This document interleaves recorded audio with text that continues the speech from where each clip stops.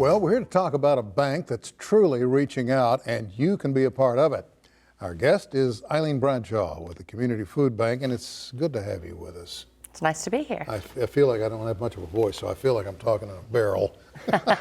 I can hear you. Anyway, what is the food bank? What we call it the Community Food Bank.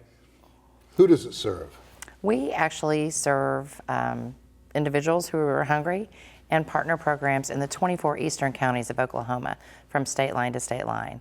A lot of my friends, when I said I was coming to work for the food bank, thought I was going to work in a little closet with some dented cans. When they come out to see it, it's actually quite different. It's really a distribution center for food. Where are you located? We are at 1304 North Kenosha, basically at Pine and Peoria in Tulsa. How did it, if you don't mind my taking you back a little further, how did it get started? It's a wonderful story. I wasn't there. There's an organization in Tulsa called Neighbor for Neighbor, and a gentleman, a former priest named Dan Allen, started doing a lot of social organization and social welfare assistance in Tulsa in the 70s. And so the food bank was actually born at Neighbor for Neighbor and then stepped out and became its own 501c3. This is our 35th year, actually. So a gentleman named Bill Major was the founding director, and he's very well known in Tulsa still today.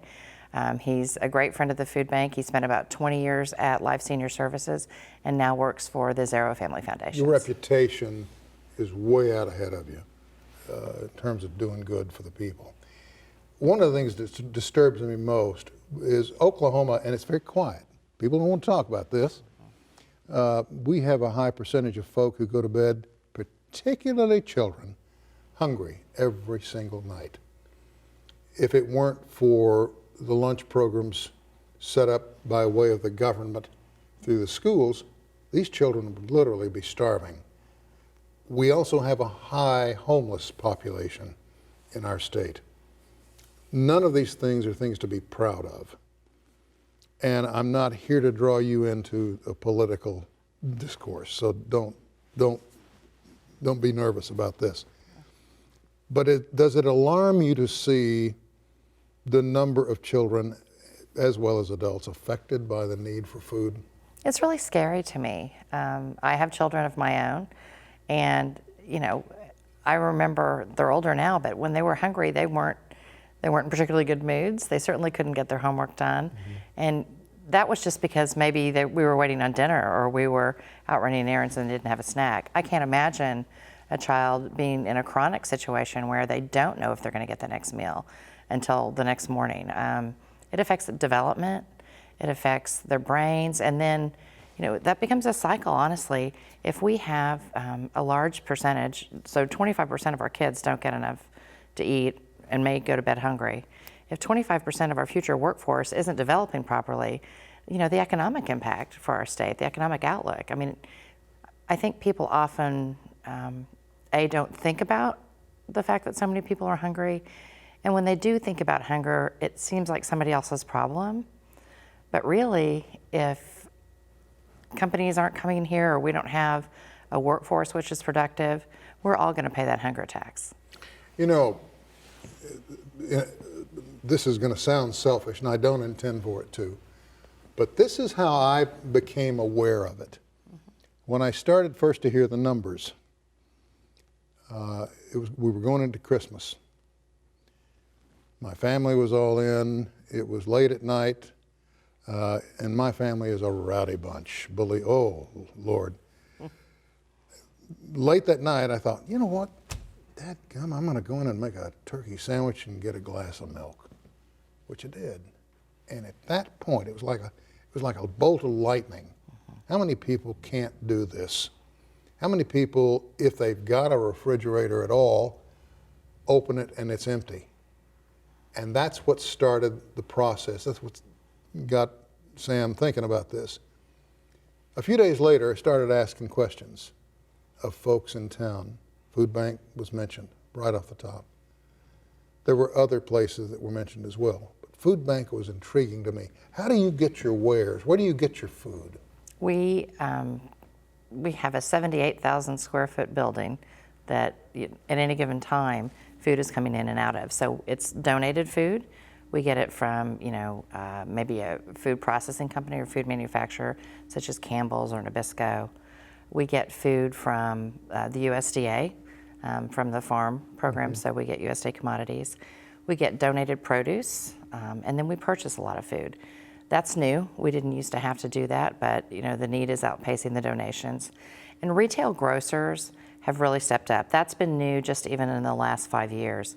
A lot of times we go to a grocery store and we see the expiration date, and we may shy away even if it's a couple days away. So partners like Reese's and Walmart, if it's meat, they'll freeze that meat and we can come pick it up. We get a lot of produce, we get packaged goods. So the retail grocers have really also stepped up their game. For the people that might be watching this and learning of this for the first time, who might say, well, if they need it that bad, they can go out and get a job. Right. Which is a terrible approach, or attitude, if you will, to take. What do you say to them? How do you get the message across? Look, it is our job, it is our lot in life to put an arm around the shoulder of somebody who needs it and help them. What do you do? What do you say? Well, you and I share that value, Sam. I really do believe that it's our moral imperative to feed the hungry, and most every faith group has that as a tenet. But even if you don't think that, I think the big misconception that you just hit on is that the folks that we're serving aren't working. Many of them are working. That's right. They're just not making much money. And we also serve a lot of folks who are not going to be able to work again. They're elderly or disabled. Their economic die is cast, and they just don't have the resources. And so if somebody doesn't step in, they're not going to eat. And certainly children in that situation can't go get a job. One of the shocking statistics is that about 20% of veterans from the Iraq and Afghan wars are coming home to food insecurity. Do that again. About 20% nationally of vets coming home from the Afghan and Iraq wars are coming home to be food insecure, which is just really, when you think about, well, they just need to work harder, try harder. Who could really try harder than somebody that risked their life for our freedoms to come home and not have enough to eat? And that's a tough population. They've been very independent. It's very hard for them to ask. So we're working hard to make sure that we're creating sort of safe spaces for veterans to ask for help. It would be wrong of me to say, golly, you must really feel good at the end of the day. You've helped people. Because that's not at all the case, is it? You No. go home every day saying, I didn't do enough. That's exactly the case. Unfortunately, we provide at this point about 339,000 meals each week to hungry Oklahomans. And I can tell you that we are not meeting all of the need. There's still a lot of folks that don't have an adequate food supply and don't know if they're going to have the next meal. So I don't go to sleep at night checking that box that I have solved hunger. We've got what, about a minute and a half? Let's say that we manage to strike a chord with somebody out there. Somebody that might be in a position to help, serious help. I'm not talking about rolling up your sleeves and getting your hands dirty. A check, food, anything. How do they go about it? What do they need to do? Do they need to contact you first? Well, people can support the food bank in a lot of ways. You mentioned rolling up your sleeves. Certainly volunteers have a big impact. If someone wants to contribute monetarily, they can call me, they can send in a check, they can go to our website, which is okfoodbank.org. Currently, for every unrestricted dollar a donor gives, we can provide 4 meals. So it's a real impact. A lot of times people think what they can afford to give doesn't make a difference. But if you give us $5 and we can provide 20 meals, I promise you those recipients of the 20 meals are going to feel like you had a big impact. $5 will bring in 20 meals. It's not anything to be laughed at. Will you come back and talk with us some more? Please, and you should come out to the food bank. I will do that. I will give you my solemn promise I will. I'm intrigued by the fact that you have to, what is it you said, how many meals a week? 339,000 meals a week currently. And folks say there's not a need. Thank you for taking time to visit with us. Thank you. We're grateful to you and for the job you do. Thank you. We'll have more on this down the road. That's all the time we have for this edition. I urge you to, if you get a chance, go by and visit the folks at the food bank. Also, you heard what the lady had to say about with the Woody Guthrie Center. Go by and visit there. I think your eyes will be opened wide as to what another fellow from Oklahoma managed to do. That's all the time we have. We'll see you next time.